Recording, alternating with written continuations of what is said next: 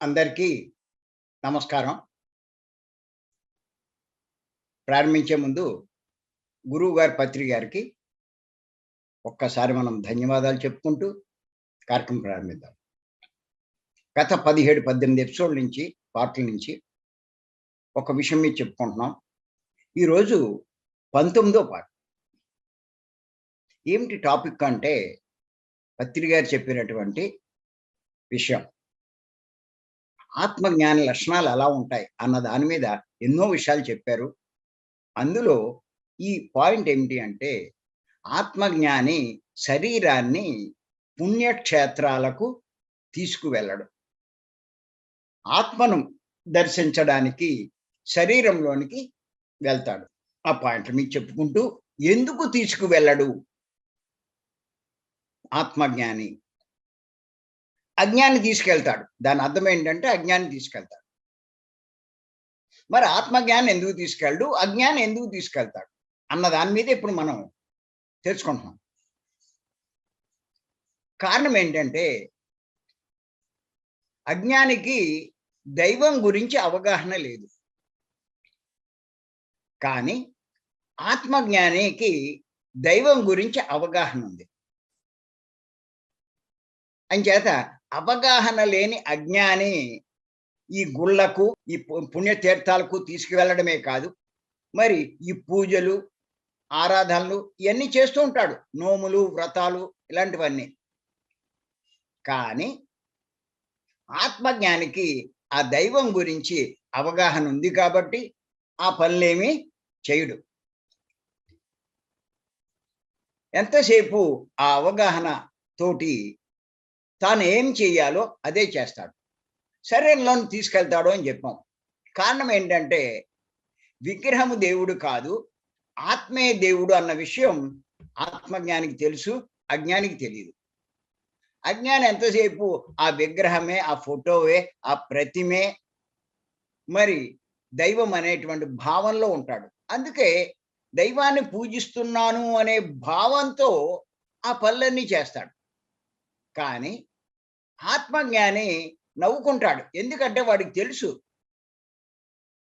దైవం అంటే విగ్రహం కాదు, ఆత్మ అన్న విషయం ఆయనకి తెలుస్తుంది, అవగాహన చేసుకుంటాడు. అంచేత ఆ దైవాన్ని దర్శించడానికి, దైవాన్ని మీద దృష్టి ఉంచడానికి శరీరంలోనికి వెళ్తాడు. కారణం ఏంటంటే ఆత్మ అంతటా ఉంది, సర్వత్రా ఉంది, అన్నిట్లోనూ ఉంది, తనలోనూ ఉంది. ఈ విషయం తెలుసుకున్నాడు కాబట్టి ఇంకెక్కడికి వెళ్ళు, తనలోకే వెళ్తాడు. అందుకే ఆత్మజ్ఞాని పుణ్యక్షేత్రాలకు తన శరీరాన్ని తీసుకువెళ్ళడు అని పత్రి గారు మనకి చెప్పడం జరిగింది. ఇది బాగా అవగాహన చేసుకోండి. ఇది అవగాహన చేసుకోవడానికి ఇంతలా చెప్తున్నాను నేను, గుర్తునే కాదు, ఇంత టైం తీసుకుంటున్నా. ఇది కనుక మీకు అవగాహన అయ్యి మీరు ధ్యానం చేస్తే, ఇది అవగాహన లేకుండా ధ్యానం చేసేవాళ్ళు ఉన్నారు. వాళ్ళు దేనికోసం రోగాలు తగ్గుతాయంట, ఏదో సంకల్పం పెట్టుకుంటే కోరికలు తీరుతాయంట, ఇలాంటివన్నీ ఆలోచించి ధ్యానం చేస్తారు. అంతేకాని నేను ఆత్మని అంటే దైవాన్ని ఆశ్రయిస్తున్నాను, దైవాన్ని ఆశ్రయించే, ఆ భగవంతుని ఆశ్రయించే మార్గమే ఈ ధ్యానము అన్న అవగాహన కాదు. అందుకే వాళ్ళు ఏం చేస్తారు, రోగాల కోసం ధ్యానం చేస్తారు, దేవుడు కోసం పూజలు చేస్తూ ఉంటారు. ఇలా రెండూ చేస్తారు. అది చేస్తారు, ఇది చేస్తారు. అలా మన దాంట్లో చేసేవాళ్ళు చాలామంది ఉన్నారు. నా లెక్క 70-80% ఉన్నారేమో కూడా లెక్క.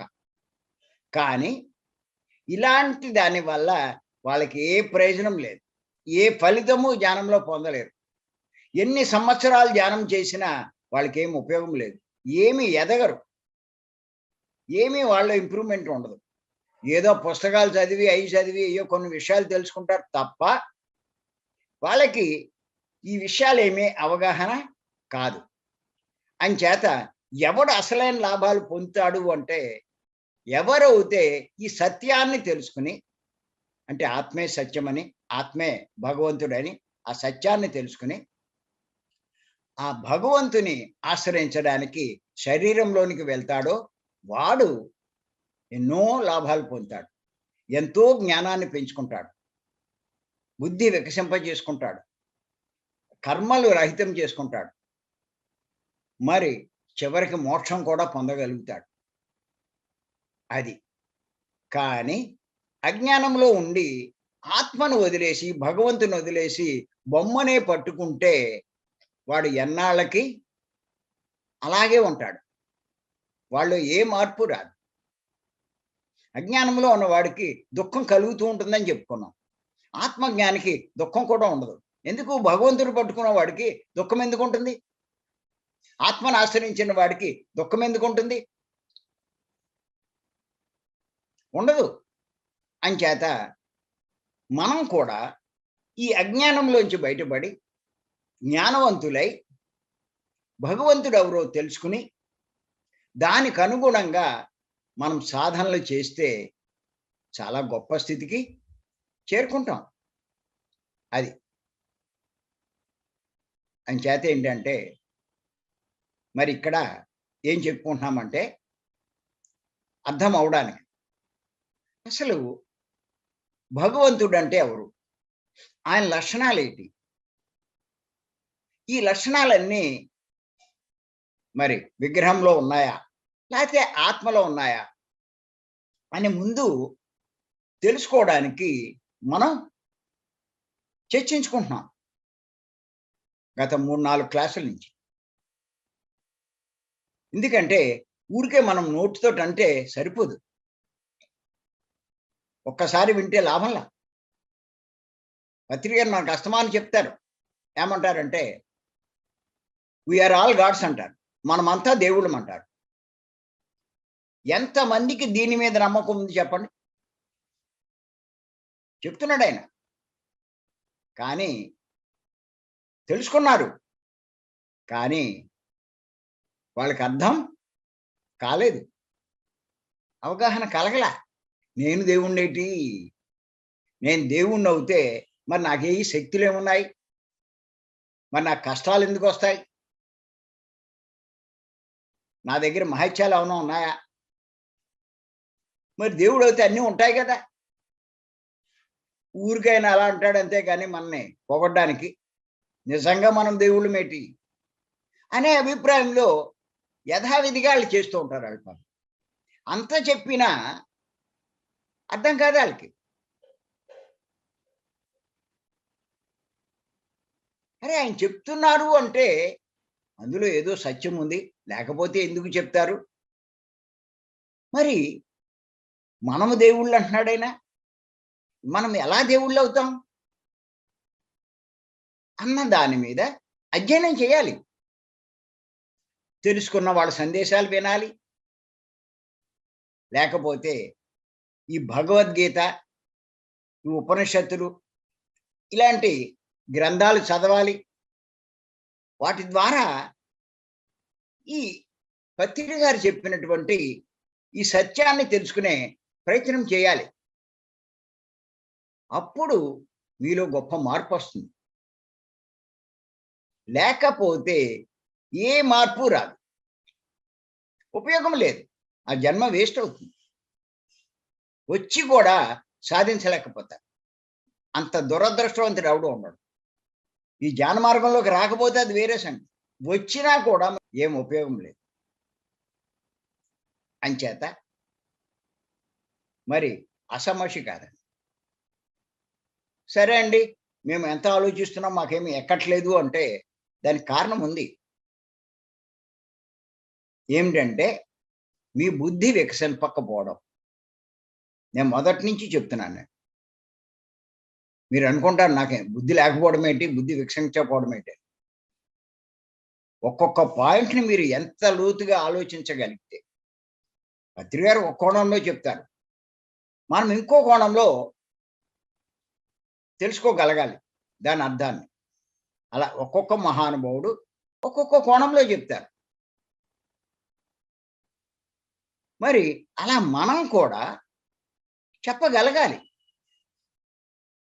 అలా చెప్తే ఖచ్చితంగా మన బుద్ధి వికసించినట్టే. వాళ్ళు చెప్పింది అది కూడా మనకు అర్థం కాదు బుద్ధి వికసించకపోతే. అంచేత పత్రి గారు చెప్పారు, మనం భూమి మీద ఉన్న మనకే ఇలా ఉంటే మరి నిజంగా ఆ లోకాల్లో ఎంత ప్రకాశం ఉంటుంది, వాళ్ళు ఎంత గొప్ప స్థితిలో ఉంటారు అని అర్థం చేసుకోమన్నాడు. కానీ అలా చెప్తే మన వాళ్ళకి అర్థం కాదు. అందుకనే ఆ విషయాన్ని ఇప్పుడు ఇందాక నేను ఆ రకంగా చెప్పాను. అంచేత ఆ భగవంతుణ్ణి తక్కువ అంచనా ఎయకండి. ఆయన్నేదో నువ్విచ్చే చిన్న చిన్న కానుకలతో బుట్టలో ఏసేసుకోవాలని అనుకోకండి. అటువంటి వాటికి ఆయన ఎప్పుడూ లొంగడు. మీరు అనుకుంటున్నారు నేనిచ్చానని. అసలు ఆలోచించండి. ఈ కొబ్బరికాయలు మనకెలా వచ్చినియి? ఈ అరటిపళ్ళు మనకెలా వచ్చినియి? ఇయన్నీ ఈ వర్షాలు కురిపించి పంటలు పండించబట్టే ఇయన్నీ మనకొచ్చినియి. అంటే ఎవరిచ్చినట్టు? ఆయనే. ఆయన ఎన్నో మనకిస్తే అందులో 2 అరటిపళ్ళు, 4 కూడా ఎవరు? మళ్ళా రేపు ఇవ్వచ్చు అనుకుంటారు. ఏం తెలివైనోళ్ళండి. ఆడి దగ్గర బేరవాడి తక్కువ రేటు ఉన్న చిన్న కొబ్బరికాయ తీసుకుంటారు. భగవంతుడంటే చాలా ఇష్టమంటారు. ఇలాగా ఇటువంటి కక్కుర్తి పనులన్నీ చేస్తారు. నిజంగా ఆయన అంత గొప్పవాడవుతే ఆయన కోసం ఇలా కక్కుర్తి పడవలసిన పనేంటి? అంటే ఆయన ఇచ్చినవి ఆయనకే ఇచ్చి ఆయన బుట్టలో వేసుకోవాలనుకుంటారు. భలే ఏం మేధావులండి. మీరు చూడండి, ఇంట్లో కూడా పూజలు చేస్తూ ఉంటారు రోజు పొద్దున్నే. అలవాటు అయిపోతుంది నిత్య పూజ. అది చేయకపోతే వాళ్ళకి ఏదో అసంతృప్తిగా ఉంటుంది. చేసేస్తే కాస్త తృప్తి. ఆ పూజలు చేసేటప్పుడు ఈసారి అబ్జర్వ్ చేయండి. ఎవరైనా పూజ చేశాడు, మీ భర్త గాని, భార్య గాని ఎవరైనా సరే చూస్తే భలేగా ఉంటుందిలెండి ఆ పూజ చేసేటప్పుడు. నేను మొదట్లో ఇయన్నీ గమనించలేదు. నేను చేసినోడినే. తర్వాత ఇయన్నీ అర్థమయ్యాక గమనించడం మొదలెట్టా. అప్పుడు నాకు అర్థమైనయి ఇయన్నీను. ఏం చేస్తారంటే మీరు చూడండి, ఆ పూజలు చేసేటప్పుడు అగరత్తలిచ్చి ఆ ధూపం చూపిస్తారు. ఆ సువాసన. వీళ్ళేమో గదిలో సెంటెడ్ అగరబత్తులు వెలిగించుకొని పెట్టుకుంటారు. దేవుడికేమో హోల్‌సేల్ అగరత్తులు కొంటారు పెద్ద ప్యాకెట్. ఓలే పెద్ద ప్యాకెట్ తెచ్చాడు. ఆడేం చేస్తాడంటే ఆ డబ్బాను, ఆ ప్యాకెట్‌ను ఇలా కిందకు ఉంచుతాడు. అందులోంచి 6 అగరత్తులు బయటకొచ్చినాయనుకోండి. ఏం చేస్తాడంటే 2 బయటకు తీసి మిగతా 4 లోపలికెట్టేస్తాడు. మరి పోన్లే 6 వచ్చినియి, 6 వెలిగించొచ్చుగా. ఎందుకు వేస్టు? రేపు వెలిగిద్దాం. ఇంకో 2 రోజులు వెలిగిద్దాం. అది వాడు ఉద్దేశం. మరి దేవుడి దగ్గర ఎంత కక్కుర్తి పడుతున్నాడో చూడండి. ఇలాంటి కక్కుర్తి వాడికి దేవుడు ఏమిస్తాడు చెప్పండి?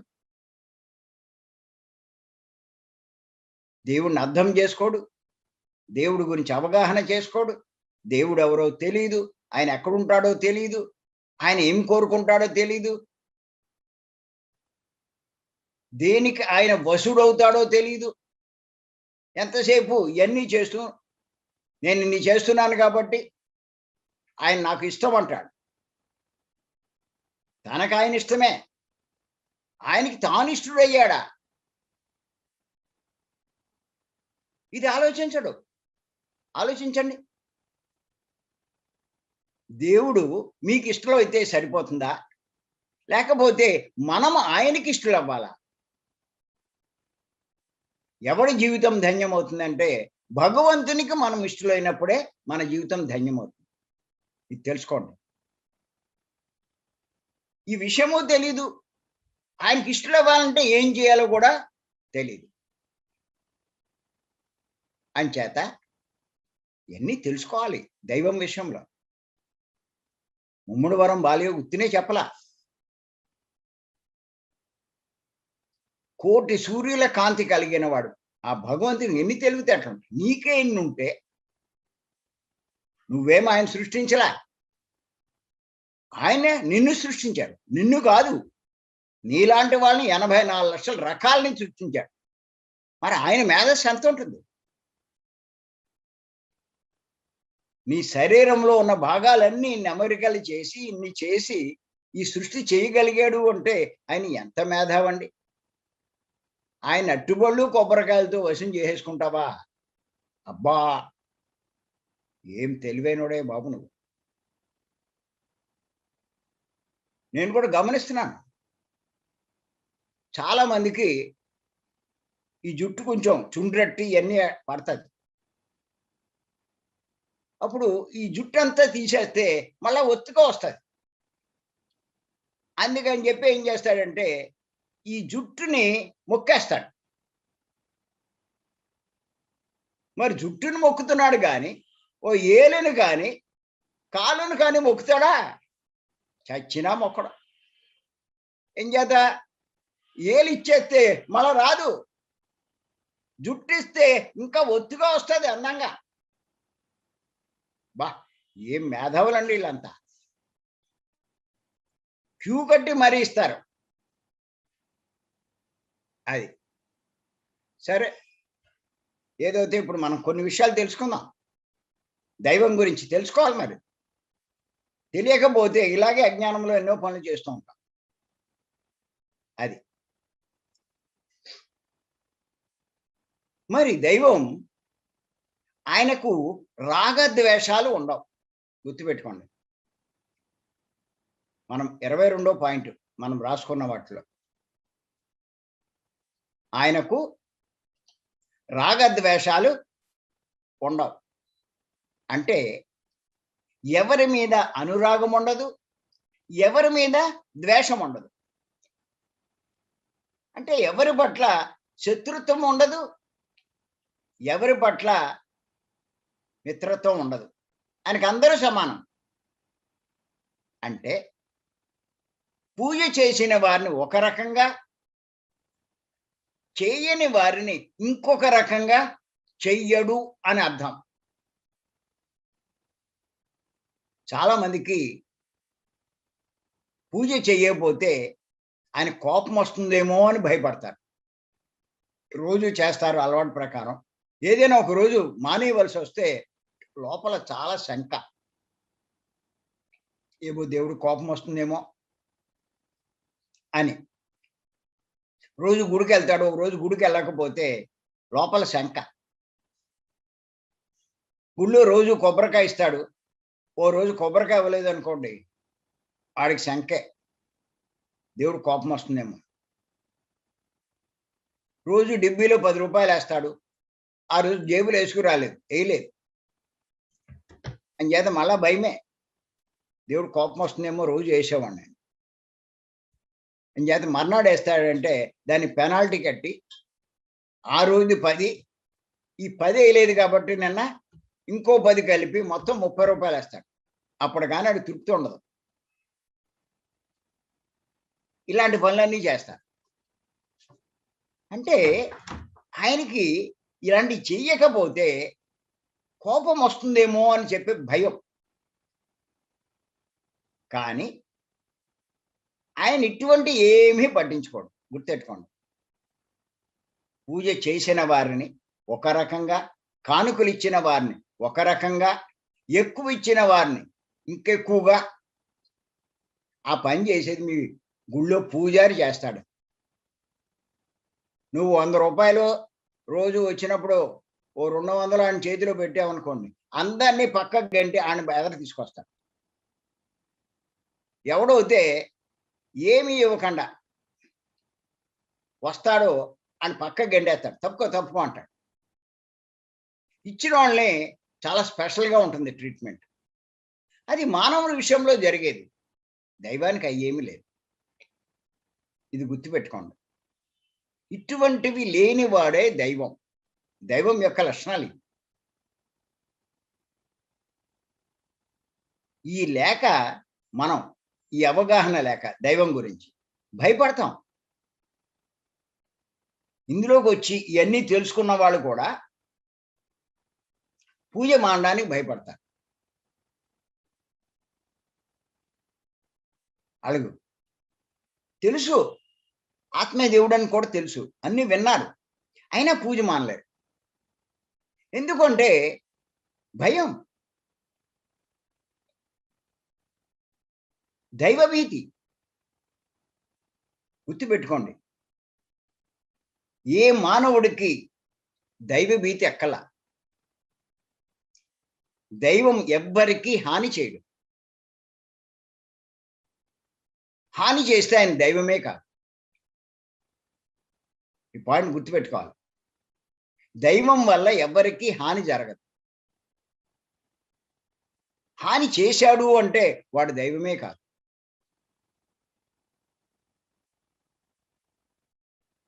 దేవతలంతా ఉపకారం చేస్తారనుకుంటాం, రాక్షసులంతా అపకారం చేస్తారనుకుంటాం.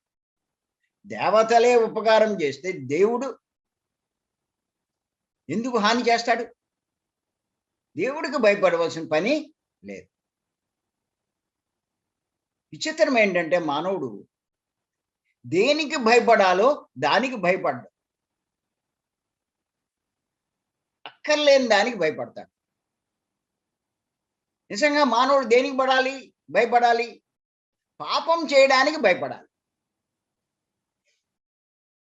ఇంచేత పాపం చేస్తే కష్టాలు వస్తాయి, దుఃఖం వస్తుంది, అంచేత దానికి భయపడాలి. కానీ విచిత్రం ఏంటంటే మానవుడు పాపం చేయడానికి భయపడ్డు, దైవానికి భయపడతాడు. ఎంత విచిత్రమో చూడండి. అంటే మానవుడికి ఉండవలసింది పాపభీతి, అంతేగాని దైవభీతి కాదు.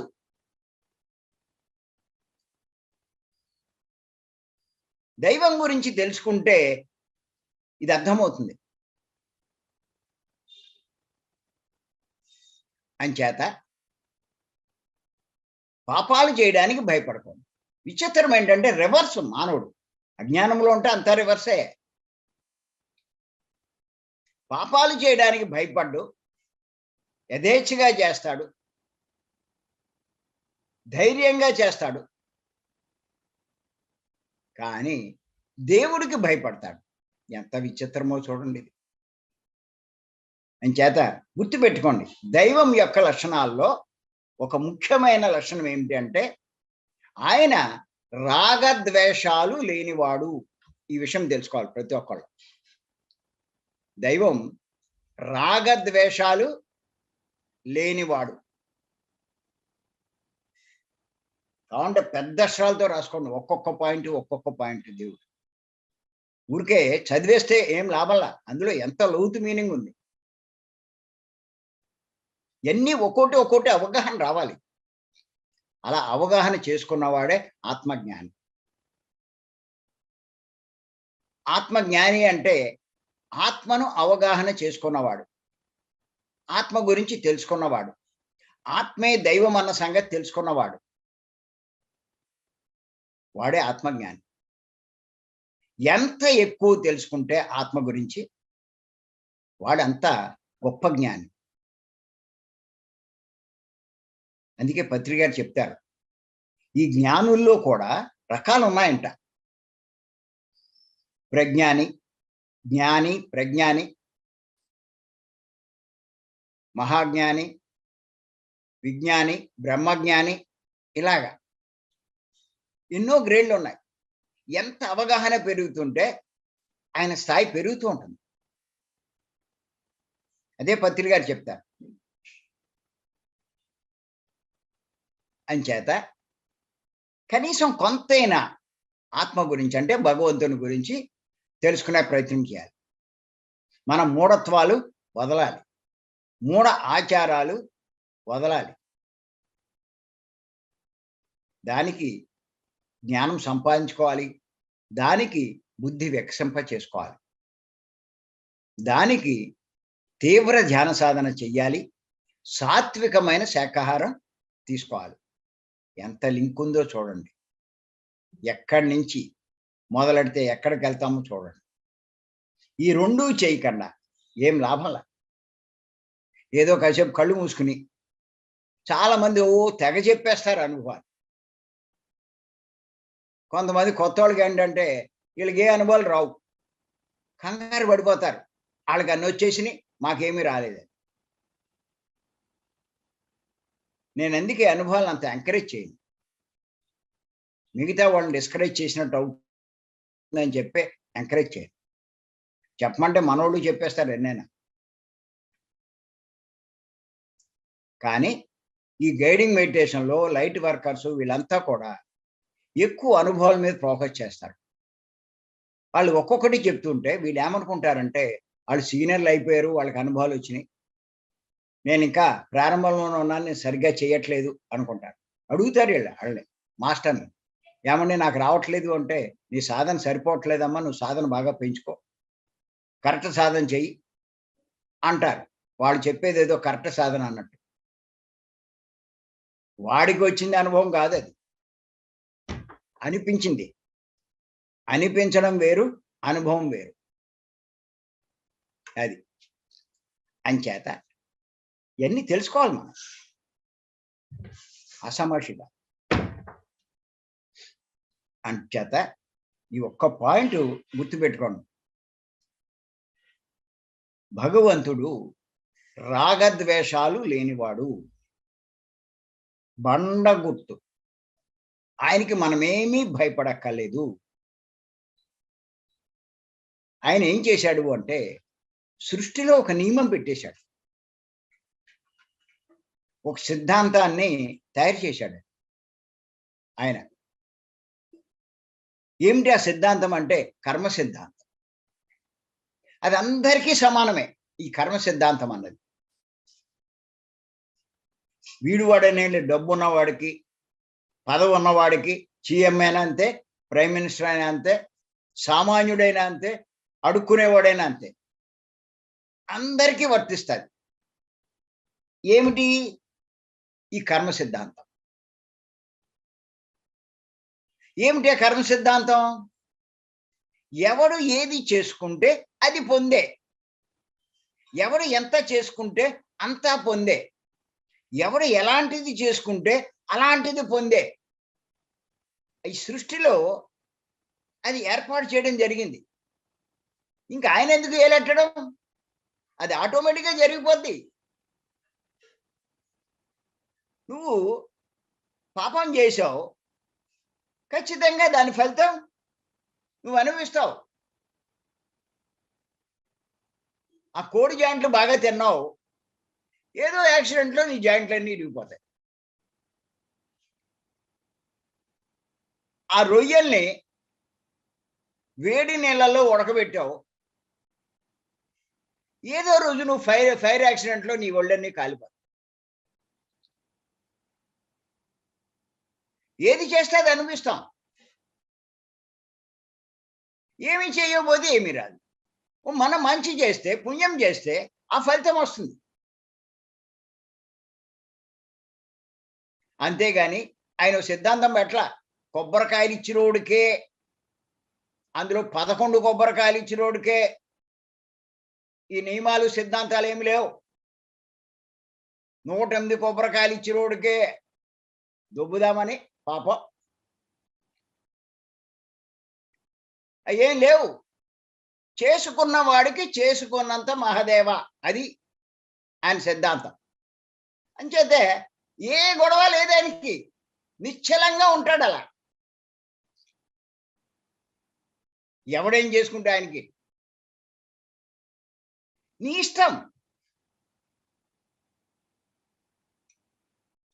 అందరికీ కూడా స్వేచ్ఛ ఇచ్చేశాడు,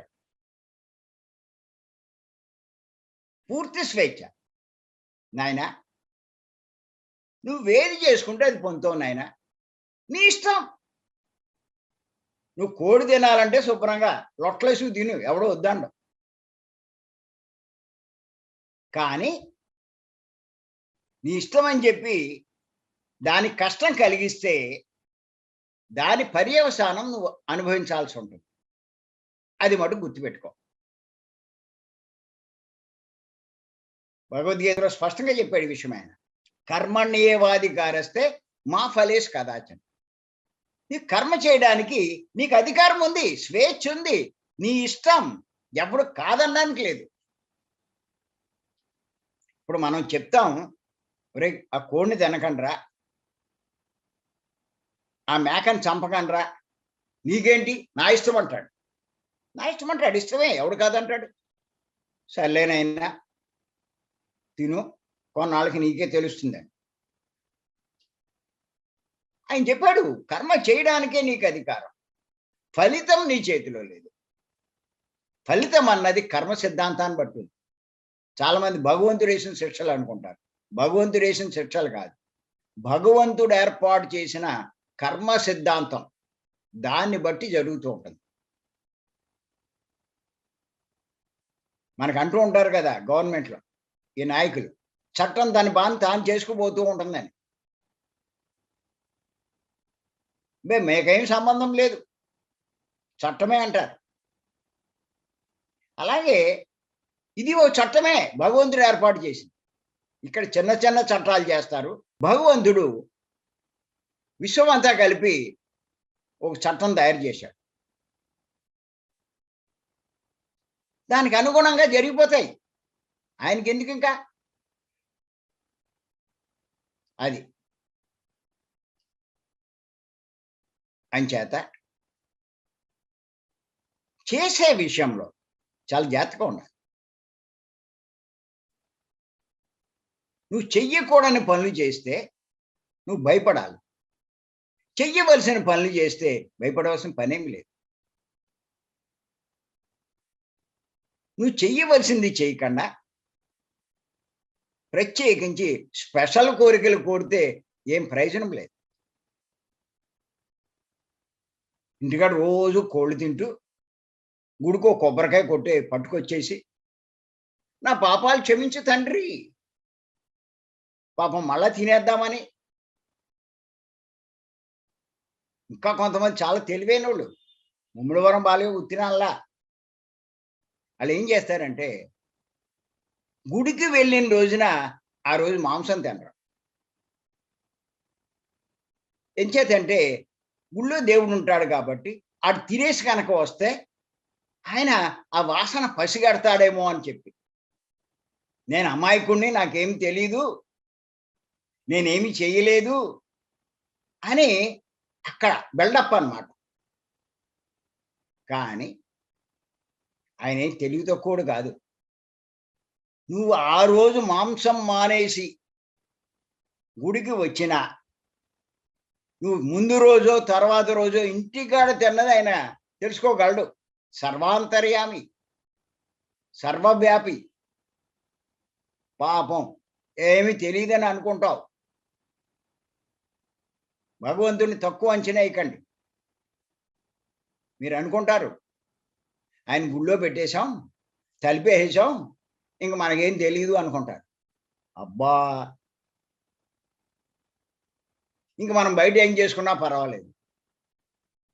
అందుకే మీరు చూడండి, గుళ్ళో ఉన్నప్పుడు ప్రతి ఒక్కరిని గమనించండి, ఎంత వినయంగా ఉంటారో, ఎంత ఒబీడియంట్గా ఉంటారో.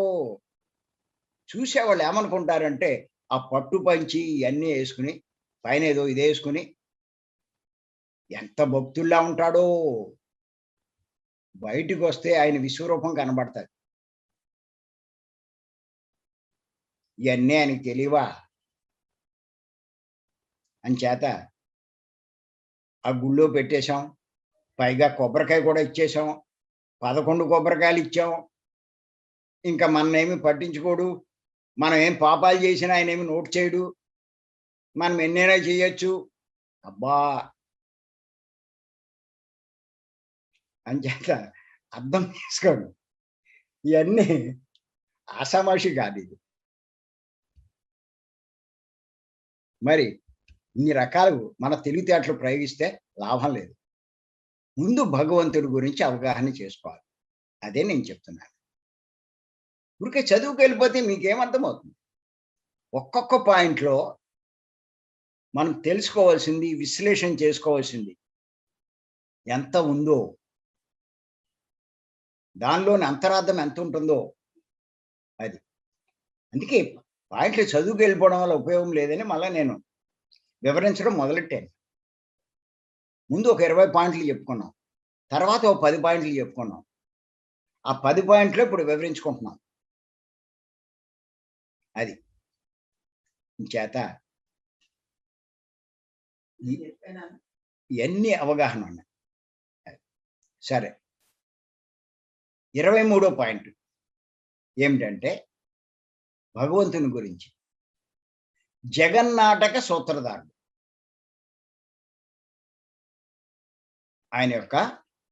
ఆయన గురించి. ఆయన జగన్నాటక సూత్రధారుడు. అంటే ఈ జగత్తు అనే నాటకానికి సూత్రధారుడు. జగత్ అంటే ఏంటనుకుంటున్నారు ఈ ప్రపంచం? ఇది ఒక నాటక రంగం. షేక్స్‌పియర్ చెప్పాడు గదా! All the world is a stage. We are all mere actors. Distract and fume. Do our part and then depart. అని ఎంత స్పష్టంగా చెప్పాడో. ఇదంతా ఒక నాటక రంగం. స్టేజ్ మీద నాటకం చూస్తే నిజంగా అక్కడ జరుగుతుంది అన్నట్టు అనిపిస్తది. నాటకం అయిపోతే ఏం కనపడదు. ఇప్పుడు అన్నీ ఉన్నట్టుగా, జరుగుతున్నట్టుగా అన్నీ కనిపిస్తాయి. ఈ నాటకం మన నాటకం అయిపోతే ఏముండదు మనకి. మనం నాటకంలో ఒక పాత్ర పోషిస్తున్నాం. ఒక స్త్రీ పాత్ర, పురుషుడి పాత్ర, భర్త పాత్ర, భార్య పాత్ర, పుత్రుడి పాత్ర ఇయన్నీ పోషిస్తున్నాం. ఇదంతా నిజం అనుకుంటున్నాం. ఆడు నిజంగా మనం భర్త అనుకుంటున్నాం. భార్య అనుకుంటున్నాం. వాడు అందులో పాత్రే. ఈవిడ అందులో పాత్రే. మీరు కాస్త ఆ సినిమాలు అబ్జర్వ్ చేయండి. సినిమాలో కొందరు నటీనటులు యాక్ట్ చేస్తూ ఉంటారు ఆ సినిమాలో. పురుషుడు భర్త పోర్షన్ తీసుకుంటాడు. స్త్రీ భార్య పోర్షన్ తీసుకుంటుంది. ఇద్దరు అందులో యాక్ట్ చేస్తూ ఉంటారు. యాక్ట్ చేస్తున్నప్పుడు మనం చూస్తే కనుక అసలు నిజంగా వాళ్ళు భార్యాభర్తలా అనిపిస్తారనమాట. అలానే అనుకుంటాం సినిమా చూస్తున్న సేపు. వాడు తిడితే ఈవిడ బాధపడుతూ ఉంటుంది. ఈవిడ బాధపడుతుంటే ఈ సినిమా హాల్‌లో ఉన్న ఆడోళ్ళంతా కళ్ళమ్మట నీళ్లు కారుతూ ఉంటారు. ఈవిడ తిడుతూ ఉంటే వీళ్ళ సినిమా హాల్‌లో ఉన్న వాళ్ళకి కోపం వస్తుంది. ఎందుకు నిజంగా తిట్టేస్తుందేమో అని. పూర్వం సినిమాలో సూర్యకాంతం, సావిత్రి. ఆవిడ అత్తగారు, ఈవిడ కోడలు. నిజంగా ఆవిడ అత్తగారు, ఈవిడ కోడలా అంటే అది కాదు. కోడలు పోర్షన్ వేయడానికి సావిత్రి అంగీకరించింది. ఆ యాక్ట్ చేస్తుంది. దానికేదో డబ్బు తీసుకుంటారు. సూర్యకాంతం అత్తగారి పోర్షన్ వేయడానికి. ఆవిడ రోల్ ఏంటంటే కోడల్ని బాధ పెట్టాలి. ఈవిడ రోల్ ఏంటంటే బాధపడాలి. గట్టిగా మాట్లాడితే సావిత్రి తిరగబడితే సూర్యకాంతాన్ని కొట్టలేదు. తుక్కు కింద కొట్టేస్తారు. కానీ నటించాలి మరి అక్కడ. ఆ యాక్షన్ చెయ్యాలి అక్కడ. అలా జీవిస్తుంది ఎందులో ఇద్దరు. అలాగే ఇక్కడ మనం ఓసారి భార్య పాత్ర పోషిస్తాం. ఒక్కొక్కసారి భర్త పాత్ర పోషిస్తాం. ఎప్పుడు భార్య కాదు. ఎప్పుడు భర్త కాదు. మనం చేసిన కర్మలను బట్టి కొన్ని బాధలు అనుభవించాలి అని నిర్ణయించుకున్నాం. ఇక్కడ యాక్ట్ చేయాలని. దానికి తగ్గట్టు అలాంటి మొగుడినే ఎన్నుకుంటాం. ఆడు బాధపడుతూ ఉంటాడు. ఈవిడ బాధపడుతూ ఉంటుంది. అంతసేపు నా మొగుడు మనం బాధపడుతున్నాడు అనుకుంటారు. లేకపోతే భర్తగా బాధలు అనిపించాలని చెప్పి నిర్ణయించుకుంటాడు. అలాంటి భార్యను ఎంచుకుంటాడు గయ్యాళి. ఆవిడ పని ఆవిడ చేస్తుంది. ఈడు బాధపడతాడు, నా ఆవిడ ఇలాంటి ఆవిడ దొరికిందని. ఏం లేదు, వాడు యాక్షనే, ఈవిడ యాక్షనే. ఈ నాటక రంగంలో, ఈ సినిమాలో ఆ పోర్షన్ అంతే. కొన్నాళ్ళకి ఆడు ఉండడు, ఈవిడ ఉండడు, ఇద్దరు ఉండరు. ఏమయ్యారు? ఆ సినిమా అయిపోయింది. ఇంకెవడు ఉంటాడు? మనం బయట చూసే చిన్న సినిమా, ఇప్పుడు మనం నటించేది పెద్ద సినిమా. గుర్తెట్టుకోండి. మరి ఈ సినిమా ఎవరు? నిర్మాత, దర్శకుడు ఆయనే. ఆ జగన్నాటక సూత్రధారుడు. ఈ జగత్ అనే నాటకానికి సూత్రధారుడు. మామూలు సినిమాని ఓ నిర్మాత, ఓ దర్శకుడు కలిపి చేస్తారు. కానీ ఇక్కడ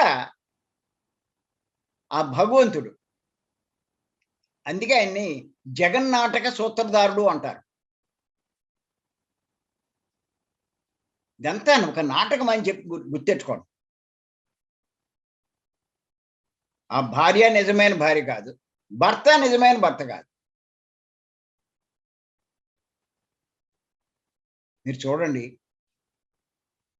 ఆ సినిమాలో యాక్ట్ చేస్తున్నంతసేపు ఆ హీరో హీరోయిన్ని కౌలించుకుంటాడు, ముద్దెట్టుకుంటాడు, లేపేసి ఆ పార్కులన్నీ తిప్పేస్తూ ఉంటాడు.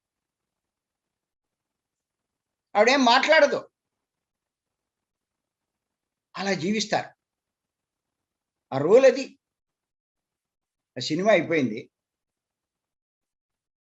ఆ హీరో ఏం చేశాడంటే,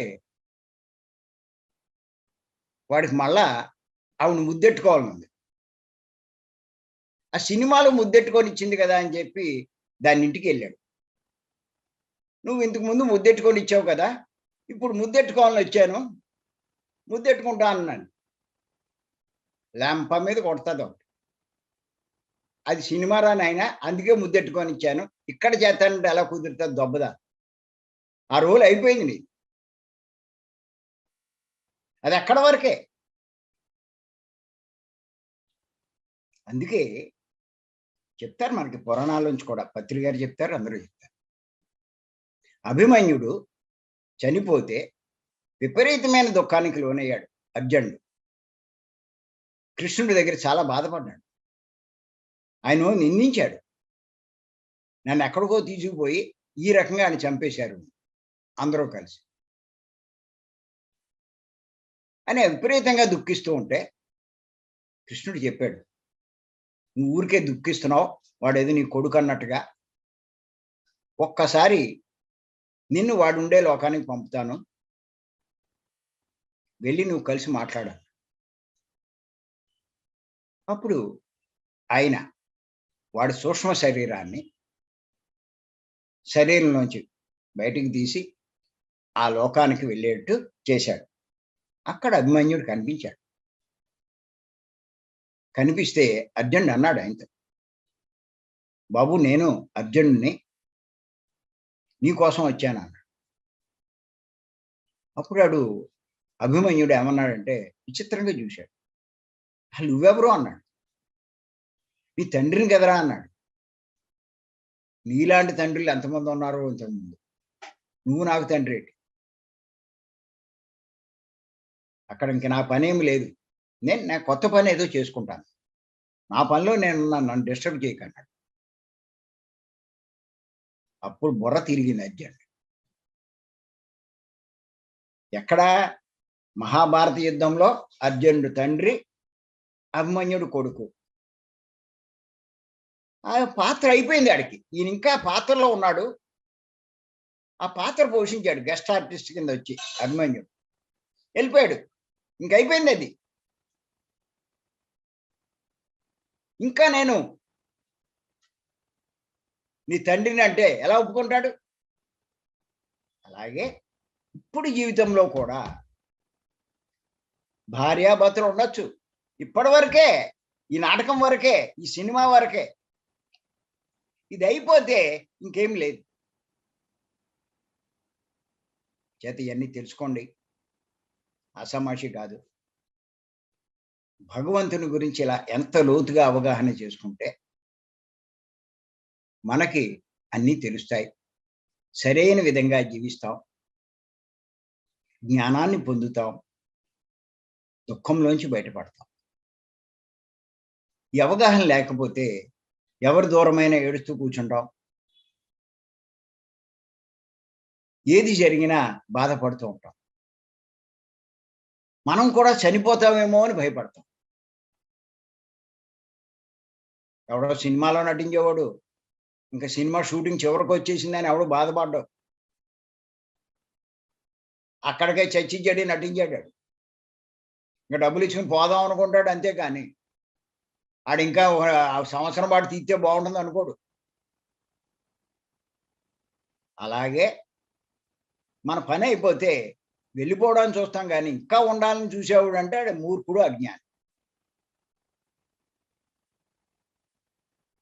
అంచేత గుర్తుపెట్టుకోవాలి.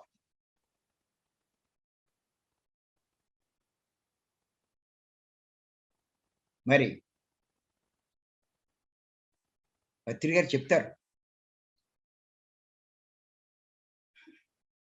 ఏమంటారంటే మనం తీసుకునే ఆహారంలో శరీరానికి లాభించే ఉంటాయి, శరీరానికి లాభించని వ్యర్థాలు ఉంటాయి. వ్యర్థాలు తీసుకున్న దాంట్లోంచి వ్యర్థాలు మలమూత్రం ద్వారా బయటికి పోతాయి. ఆ సారమే శరీరం గ్రహిస్తుంది. అలాగే నిత్య జీవితంలో మనం ఎన్నో విషయాలు గ్రహిస్తూ ఉంటాం. అందులో మనకి పనికొచ్చేవి ఉంటాయి, పనికి రానివి ఉంటాయి. పనికొచ్చేవన్నీ ఆత్మ గ్రహిస్తుందంట, పనికి రానివన్నీ కళల ద్వారా బయటికి గెంటేస్తున్నాయి. వ్యర్థ పదార్థాలు మలమూత్రాల ద్వారా ఎలా విసర్జింపబడతాయో అక్కలేని ఎన్నో విషయాలు నువ్వు డిసైడ్ చేసుకుని వచ్చి, ఇవన్నీ తెలుసుకుని వచ్చి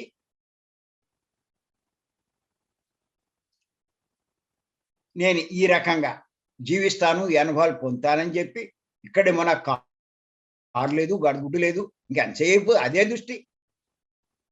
నా పెళ్ళం బాగోలేదు, ఆడికి మంచి పెళ్ళం వచ్చింది. నా మొగుడు బాగాలేదు, ఆడికి ఇంకా మంచి మొగుడు వచ్చాడు.